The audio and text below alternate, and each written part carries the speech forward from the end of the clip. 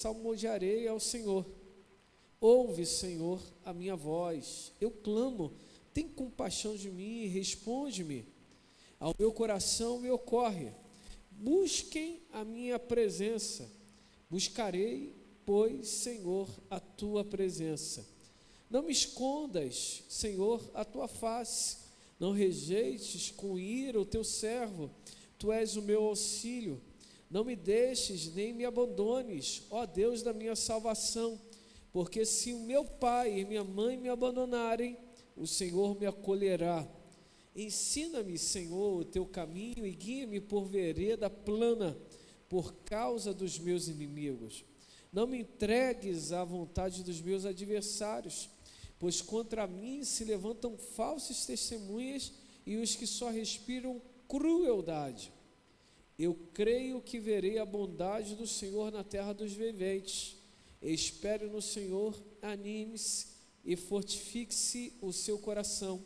Espere, pois, no Senhor. O Senhor é minha luz.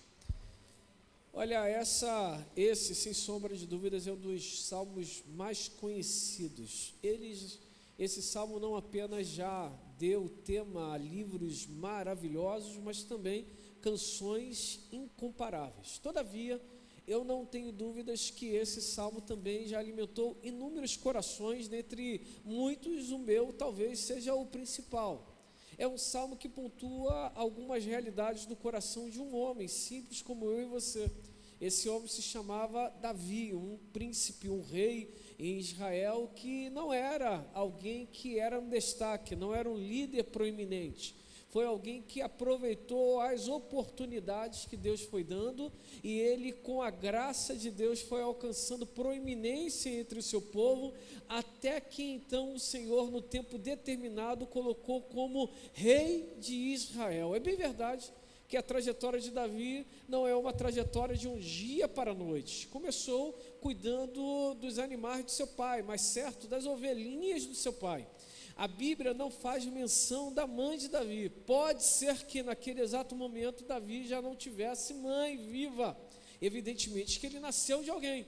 Mas se pontuarmos bem, analisarmos bem, a Bíblia cita até o pai, mas não cita a mãe de Davi. Então dá a entender que naquele momento em que Davi começou a ser destacado por Deus, naquele momento, enquanto Davi estava sentindo falta de sua mãe, ele começou a ser conhecido diante de Deus. Pode ser que seja uma realidade que Davi viveu, que seja de todos nós que um dia nos tornamos órfãos. No momento de uma perda, nos agarramos mais com Deus. E é aquele momento onde o Senhor revela ao nosso coração a sua vontade para o nosso caminho. Diante disso, Davi, entre os homens, cuidava dos animais de seu pai, as ovelhinhas de seu pai. E ele ali foi muito provado, ali ele foi muito preparado. Todavia, Davi ganhou uma segunda incumbência. E essa incumbência foi ser o entregador de marmita dos seus irmãos. Depois disso, Davi ganhou uma terceira incumbência, que foi o herói de Israel. Matou o gigante, arrancou a cabeça e se tornou alguém que não pagava impostos em Israel. Já era uma coisa maravilhosa, mas Deus tinha mais coisas para Israel. Imagine hoje, seria muito bom. Já pensou? Vence o gigante, você nunca mais vai pagar imposto da sua empresa. Meu Deus, aleluia. Meu pai, eu brinquei com a minha mãe há 2 semanas, eu falei: mãe, nós somos empregados e temos um sócio majoritário. Ela falou assim: mas como assim empregado? Eu falei: nós somos empregados dos nossos clientes, se a gente falar muito, eles demitem a gente.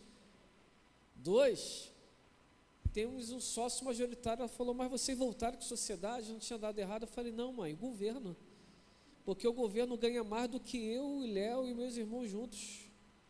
O que a gente paga de DAS é um absurdo. O governo é o nosso sócio majoritário. Nós trabalhamos para o governo se alimentar. E ela ficou pensando, olhando para mim. Eu estava quase 9 horas da noite, cansado, chegando do trabalho, olhando para o nada. E ela perguntou, eu falei: eu estou cansado do sócio majoritário. Meu pai. Veja bem, Davi ganhou isenção de impostos. Mas Deus tinha coisas ainda maiores para Davi. E por isso Davi achou graça diante de Saul.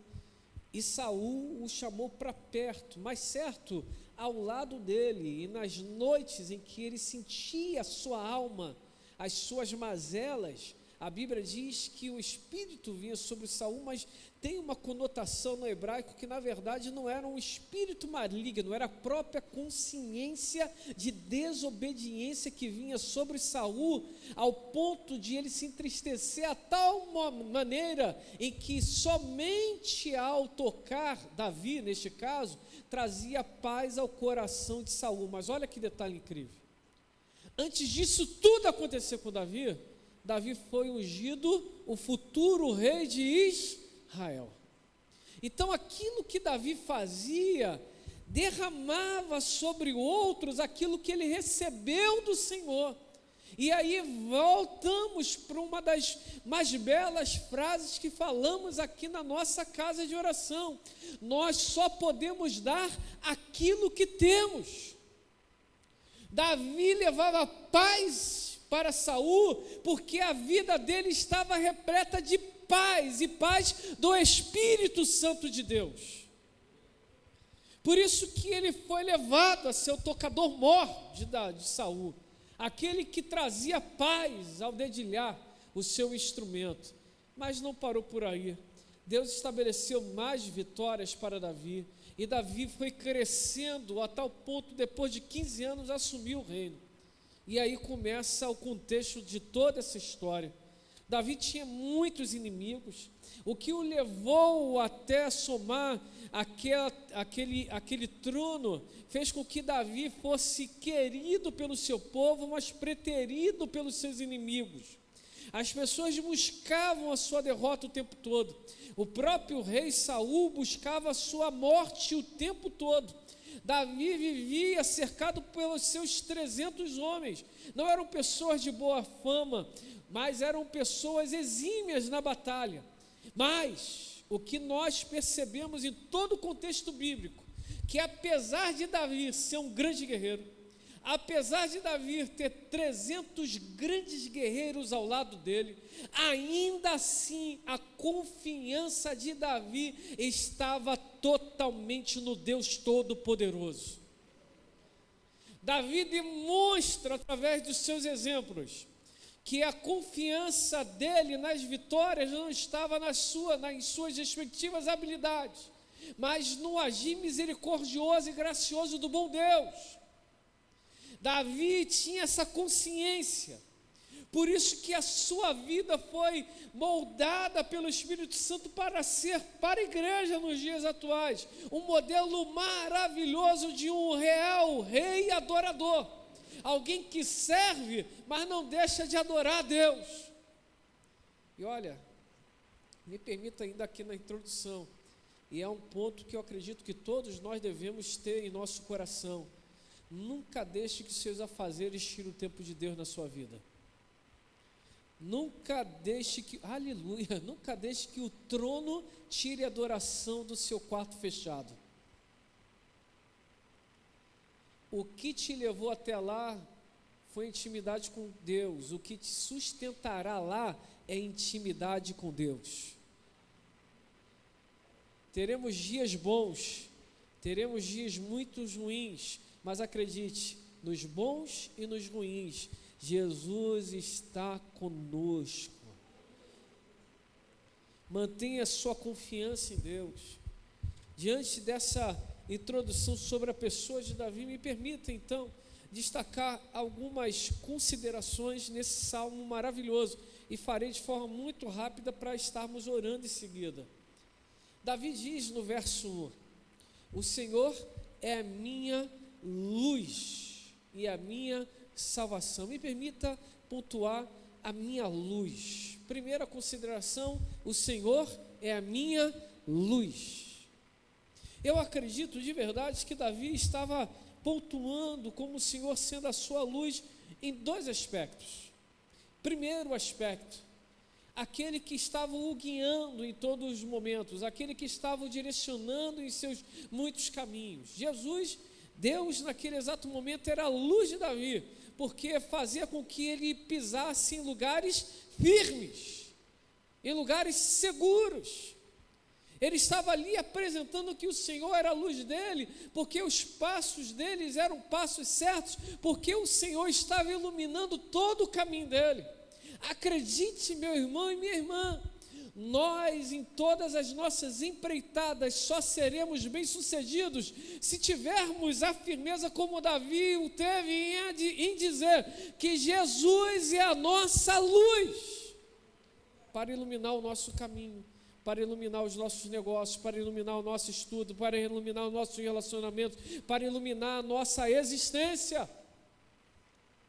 Há momentos em que parece, Davi nos dá um exemplo disso, em que a alma tenta criar um rei em nosso ser e dominar todo o nosso sentido emocional, mas nós precisamos frear a alma. Tem um livro muito abençoado, faço citação mais uma vez aqui desse púlpito, que se chama A Alma Latente, de Othman Nee, em que ele pontua o perigo de sermos dominados pela alma. Acredite, nem tudo que nós estamos nos inclinando a fazer precisa ser feito, existem coisas que precisamos domar. Se você nunca ouviu isso, ouvirá agora.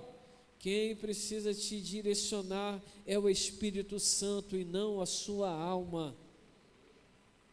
A alma é bom, nos dá alegria, a alma é bom, nos dá vontade, desejos, sonhos, mas a alma não pode dominar o nosso ser. As vontades da alma não podem nortear os nossos passos. Confie em Deus. Deus é sua luz. Quer ser bem-sucedido? Declare como Davi declarou sobre os seus negócios, sobre a sua família, sobre os seus sonhos e planejamentos. O Senhor é minha luz. Eu não serei enganado. Ele é minha salvação. Eu piso em lugares seguros, porque na minha frente vai o Senhor. Antes de qualquer passo, entregue ao Senhor o seu caminho. Eu amo também esse salmo. Entregue ao Senhor os seus caminhos, e Ele concederá. E existem duas versões aí. Primeiro, o desejo de Deus para nós. E segunda versão é, Ele contempla algo no nosso coração e fala, é útil. E eu acho maravilhoso essa segunda percepção, não descartando a primeira, que é a vontade de Deus sobre nós. Mas eu acho interessante essa percepção segunda, é que Deus olha para nós e diz, olha, tem algo aí no seu coração, que olha, não é que é pecado, mas eu quero te surpreender, eu vou te abençoar com isso que você está desejando. É aquele cuidado do pai. Não tem um pai que olha para o filho e fala assim, nem precisava disso. Mas quando o filho pede, está fazendo por onde, o pai vai lá e o presenteia ainda assim, porque não vai alterar nada. O pai já sabe que lá na frente não vai servir muito, mas vai fazer a alegria do coração daquele filho, daquela filha, florescer naquele exato momento. Me parece, digo eu, não o Senhor e nem a Bíblia, que às vezes o Senhor faz isso conosco. Ele diz, não acrescentará muito no seu futuro, mas também não é pecado, não vai tirar nada, eu vou te conceder simplesmente para alegrar o seu coração. Nosso Deus age de formas sobrenaturais. Segunda percepção sobre o Senhor é minha luz. Ele não apenas está me iluminando para eu ter passos, dar passos firmes, mas olha, tem inimigos que adoram a escuridão. Quando a luz raia, eles vão embora. Estão comigo aqui? Quando Davi declara, o Senhor é minha luz, ele está dizendo o seguinte, além de eu ser direcionado pelo meu Deus, o meu Deus me cobre de livramentos e escapes, porque o que está nas trevas não resiste quando a luz raia. O Senhor é tua luz, meu irmão, o Senhor é nossa luz. Por isso eu posso estar convencido que Ele está me direcionando em um caminho de triunfo, e ao mesmo tempo eu posso estar me entregando nessa segurança de que Ele está me protegendo de todos os ataques naturais e espirituais.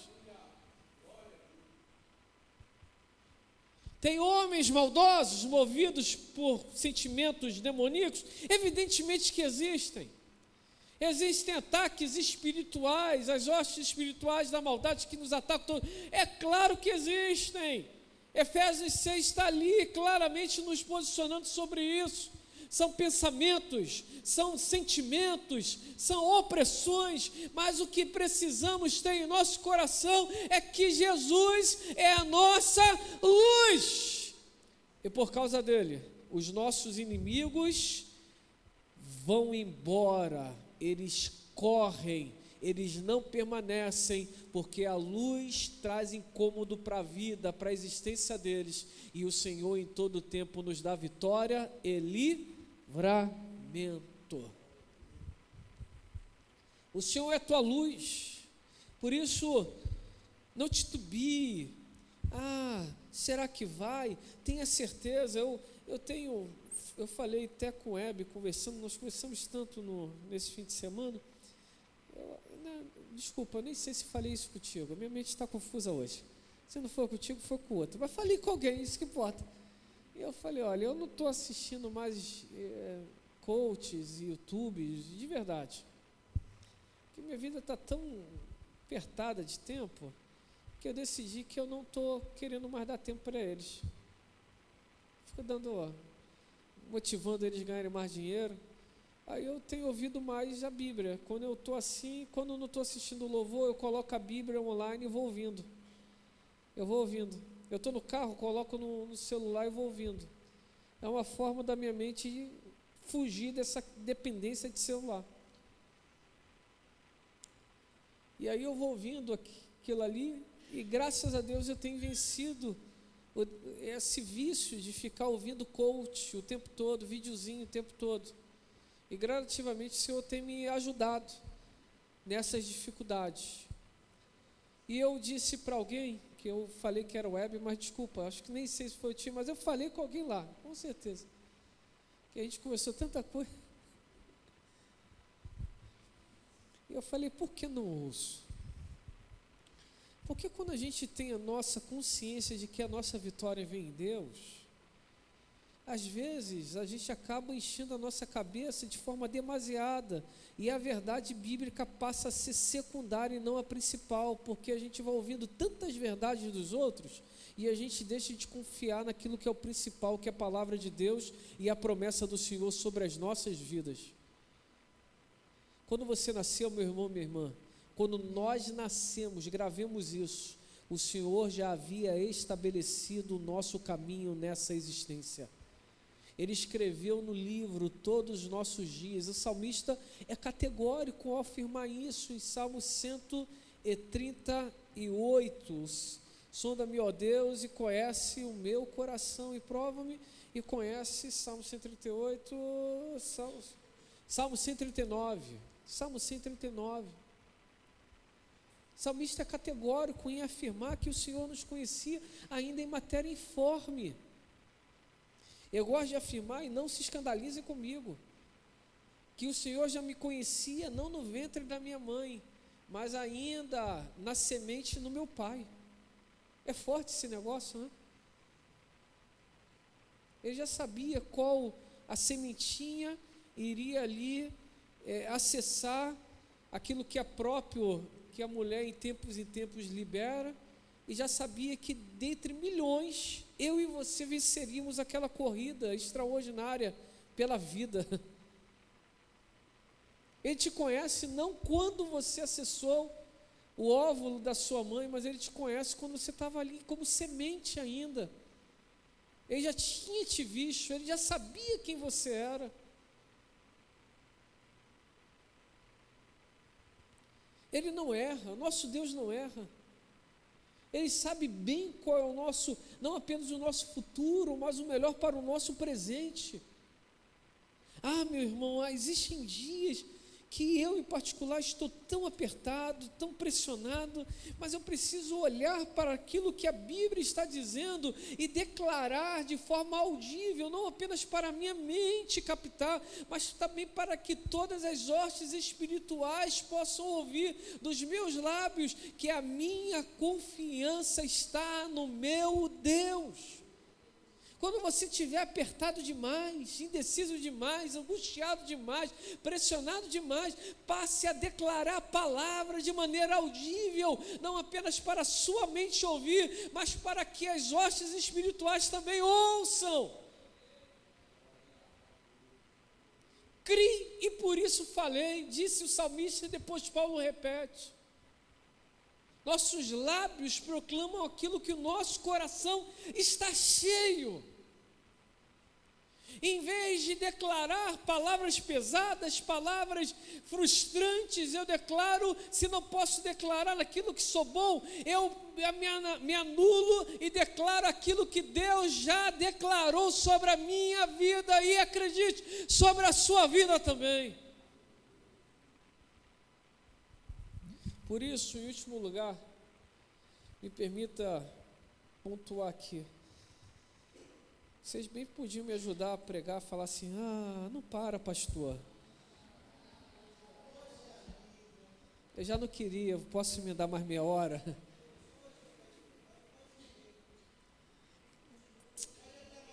É assim que eu gosto, Aí eu vejo sentido na pregação aqui. Vai, pastor, dá lugar, aleluia. Meu Pai do céu, vai, pastor. Essa igreja é uma bênção, meu Pai do céu, eu amo essa igreja, porque ela sempre me inspira, meu Deus, de forma tão intencional, nada obrigatória, fala, vai pastor, continua pregando. Então olha, último ponto, e vamos orar em seguida. Eu penso que em todas as dificuldades se destaca duas coisas aqui importantes. Primeiro, quando os malfeitores, verso 2, me sobrevém para me destruir, olha que ele pontuou, ele não é para sondar, ele diz, para me destruir. Os meus opressores e inimigos, eles é que tropeçam e caem.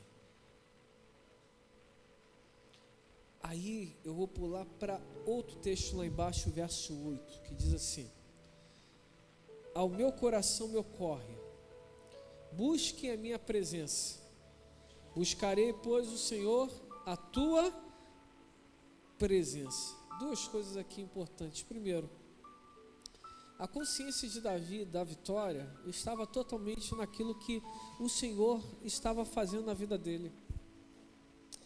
Davi não pôde conhecer Jesus em vida, mas nós o conhecemos. Mas Davi conseguiu entender o seguinte, que as vitórias que estavam vindo sobre a vida dele, era por causa da presença do Senhor. Quando o inimigo se levantava para destruí-lo, o termo bíblico é eles que tropeçam. Eu gosto dessa versão, porque tropeçar, e eu já experimentei isso, deixa tudo escuro aqui, mas um breu, sem nenhuma luz. Aí você fica olhando para onde está a lâmpada, do nada você acende a lâmpada, e aí de nada você apaga. Sabe o que acontece? Fica um clarão, dá uma dor na retina, e se você correr, você tendencia a tropeçar e cair. Esse texto bíblico diz o seguinte, o inimigo está sedento em te destruir, e o termo aqui no contexto é, ele não está poupando esforços para isso.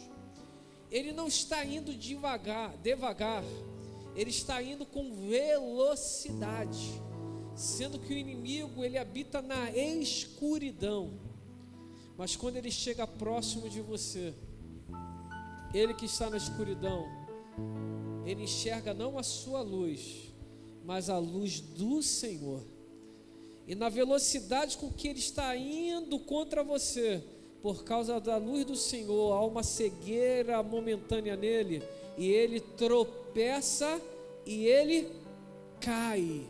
Só tem um detalhe, esse texto dá a entender que está vindo contra mim, E se ele tropeça e cai, ele vai cair aonde? Na minha frente. Significa uma outra verdade no texto: o Senhor te fará enxergar as vitórias que Deus está dando sobre a sua vida. Aquilo que você achava que era inimigo, que ia te destruir, ia acabar contigo, o Senhor não apenas destruirá a intenção do inimigo, mas Ele vai te mostrar os livramentos que Ele está estabelecendo sobre a sua vida, sobre a sua casa, sobre os seus negócios. A sua casa é de Deus, a sua casa Deus que te deu. Seu relacionamento foi Deus que deu. Eu sempre digo assim: relacionamento que eu digo é de noivado, já pede casamento, tá?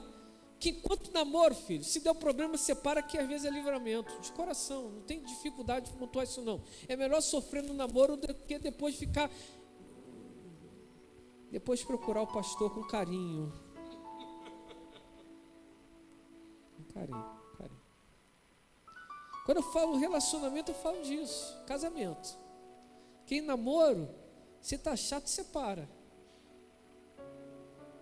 Se não edifica, está atrapalhando, filho. Se não empurra, está criando estaca ali, está ancorando. Namoro tem que ser leve, tem que ser abençoado. Esse negócio de namoro todo dia briga não é de Deus. Todo mundo zicado, não é de Deus.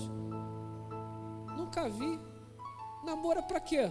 Chupar sorvete, comer x-tudo, comer batata frita e às vezes dar uma bitoca. Às vezes. Tem que ser tudo de bom, filho. É o dia do sundae, ó, vamos tomar um sundae hoje. Aproveita, meninas, porque depois de casar. Queria contar isso não. Deixa para depois isso aí. Agora, aproveita agora, tira mesmo. Tem que dividir. Quando fala assim, tem que dividir. Se a menina trabalha, beleza. Mas é bom do homem ser provedor. Fala assim, paga tu, varão. Já tá beijando a minha boquita? Doido? Paga tu. Deixa meu dinheiro para as minhas unhas. Mas também quando o varão tiver dinheiro, também paga você. Fala, não, eu tenho dinheirinho, vamos lá, a gente paga. Eu pago, a gente come hamburgão também junto. Coisa boa. Deus é bom. Então, namoro. Deu problema, separa. Quando eu falo o seu relacionamento Deus que deu, eu estou falando propriamente noivado ali, já virando casamento. Se der bobeira no noivado, se chegar para mim e falar, separamos, falar, Jesus é bom, estava ouvindo a minha oração. Jesus é bom. Eu estou sofrendo, acredite, esse sofrimento não se comparará àquilo que Jesus te poupou lá na frente. Tem certas coisas que é papum, porque a vida está muito corrida ultimamente. Então, se o relacionamento Deus te deu, segura ele. Sua casa, Deus te deu, segura ela. Seu negócio, Deus te deu, segure ele. Meu emprego, eu acho que eu vou sair do emprego. Você já tem outro varão, varoa? Não, então eu já vou sair. E como vai fazer? Deus proverá. Para com isso, você está botando o Senhor à prova. Arranja outro, depois sai. Tua família depende daquilo que você ganha. Não vai botar em prova, se colocar em prova e colocar quem te ama em prova. Porque quem te ama fica preocupado também. Então, posição. Deus vai me dar livramento. Não, você que arranjou o problema, filho. E olha que Deus é tão bom, porque eu não sou Deus, bebe. Eu não sou Deus. Não vou dar essa de todo poderoso, porque eu não sou. Eu falo assim, Senhor, né? O Jim Carrey que falou assim, se eu fosse Deus, ele fez tudo de errado, mas ele ousou falar, se eu fosse Deus. Deus é maravilhoso, porque até quando a gente erra, Ele é misericordioso e ainda nos abençoa e nos dá livramento. Eu sei disso, já vivi várias vezes isso. Vocês estão ouvindo alguém que já vivi livramento, que eu falei assim, Senhor, nem mereço a tua graça, mas ajuda aí, porque se o Senhor não entrar nesse negócio, é mais ou menos Davi, eu fiz o censo, não era para fazer, mas em cair na mão de um homem, cair na mão do Senhor, eu te peço, prefiro cair na tua mão, Jesus. Estão entendendo aqui? Estão comigo? Porque tem hora que a gente merece juízo, mas a gente tem que ser humilde e clamar pela misericórdia.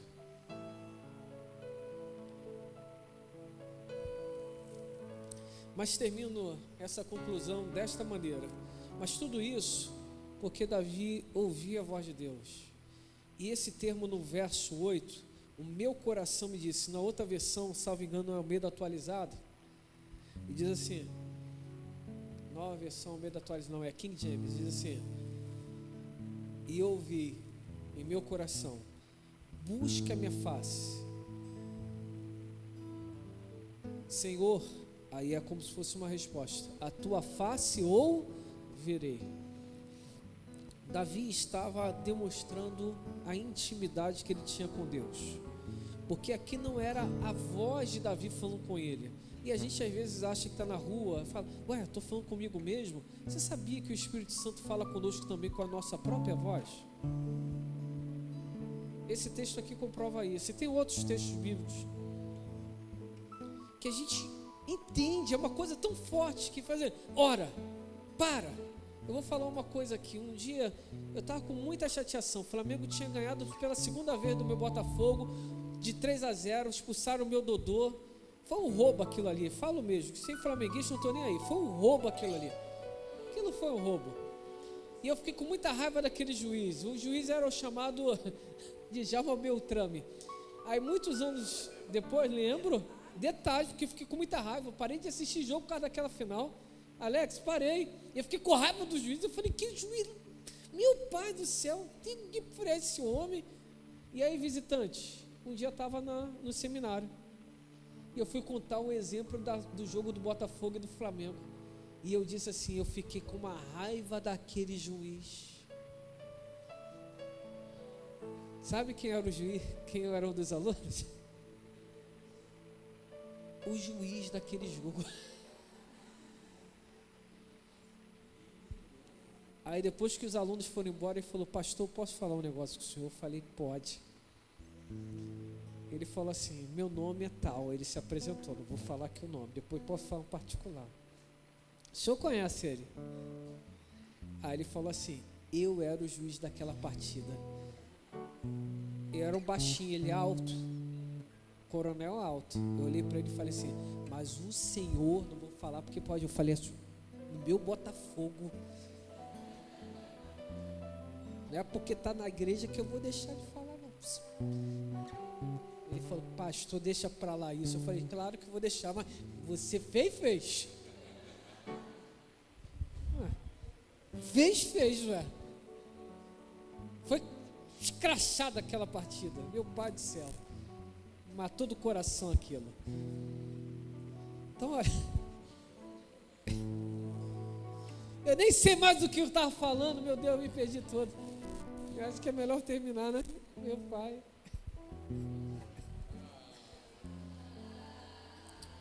Aí eu vi vantagem, tá vendo, Vanessa? Eu amo essa igreja. É assim. Tem que doutrinar a igreja. Mas olha, eu me lembro que naquela partida eu estava vindo aqui para a igreja. Eu estava vindo de carro, estava muito entristecido, mas muito entristecido. Minha mãe estava do meu lado. E eu ouvi a minha voz dizendo assim, vira um pouco para a direita. Eu estava numa curva ali no Botânico, e diante de Deus, eu ouvi a minha voz dizendo para mim, vira um pouco para a direita, diante do Deus vivo, digo e não minto. Eu virei coisa de centímetros para a direita. Quando eu virei, veio um flamenguista. Eu sei que é flamenguista, está com a camisa do Flamengo mesmo.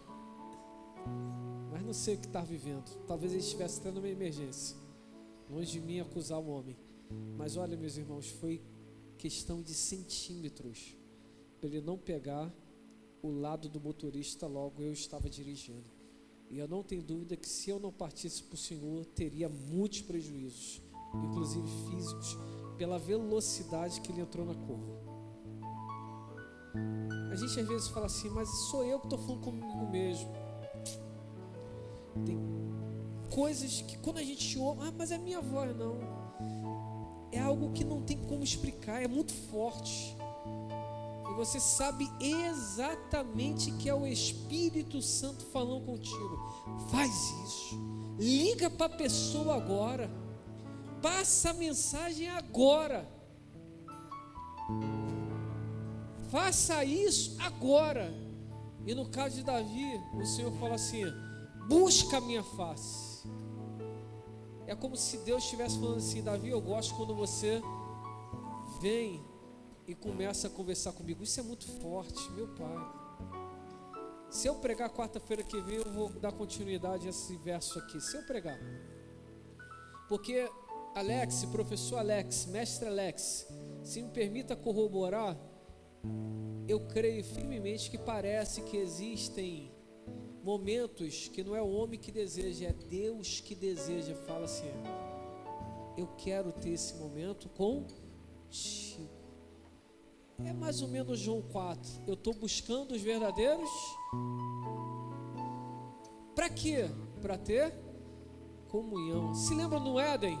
Não era um homem que ia até Deus, era Deus que ia até o homem. Eu vou parar por aqui, porque eu sei que está ficando tarde, a gente precisa orar. Mas a gente precisa colocar o nosso coração certo naquilo que Deus está determinando para as nossas vidas. Ele é a nossa luz, para iluminar o nosso caminho e para nos dar livramento. Ele é a nossa luz para desbaratear o plano do inimigo e fazê-lo tropeçar e cair diante de mim. Ele é minha luz e por isso eu ouço me chamando para momentos de maior comunhão com Ele. Se você pode, você já conhece a dinâmica.